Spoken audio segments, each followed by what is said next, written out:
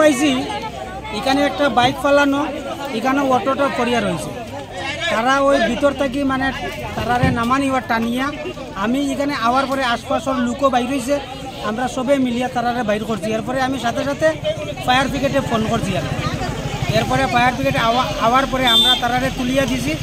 একজন আমরা কদমতলার আসলো, ওই হার্ডওয়ার্কের দোকান, তাইনের নাম সত্যপাল, তাইনে আসলো। তারার বাসা তো খবর দিছি, তারারে ওখানে ওই কদমতলা হসপিটাল নিয়ে গেছে। কতজন আসছিল অটোতে? অটোতে তারা 60 জন আসলো, 60 জন আসলো, মেয়ে লোক 3 জন আর পুরুষ লোক 2 জন। আর বাইকে কয়জন আসছিল? বাইকে তো আমরা দেখছি না, একজনও আসলো। বাইকে দেখছি 2 জন আসলো, তো একজনই পাইছি আমরা।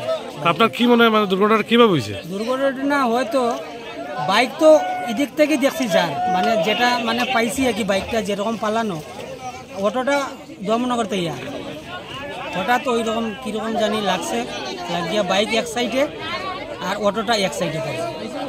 অটোটা এমনভাবে পড়ছে আর কি মানে লোকগুলারে বহুত কষ্টে মানে ইয়ে করা হয়েছে, নামানো হয়েছে। এটা কোন জায়গাটা? জায়গাটার নাম? এটা পরে লাইলচড়া, ইসাই লাইলচড়া, ইসাই লাইলচড়া স্কুলের সামনে। মূলত কি ঘটনা হয়েছে? যেখানে অ্যাক্সিডেন্ট হয়েছে এখানে আমরা তো ফোনে পাইছি, ফোন পাওয়ার পর দিয়া ওখানে ইসাই লালচড়া স্কুলের সামনে দেখি যে অ্যাক্সিডেন্ট আমরা যাওয়ার পরে। আচ্ছা। তো ওখানে যেয়ে দেখি যে বাইক আর অটো অ্যাক্সিডেন্ট। আচ্ছা। আর ওখানে 3 জন লোক আমরা আনছি। 3 জন লোকের নাম হলো, একজন হলো ইসমাইল আলী, ইসাই লালচড়া বাড়ি, এজ হলো 26। আরেকজন হলো সত্যজিৎ পাল, বাড়ি হলো কদমতলা 46।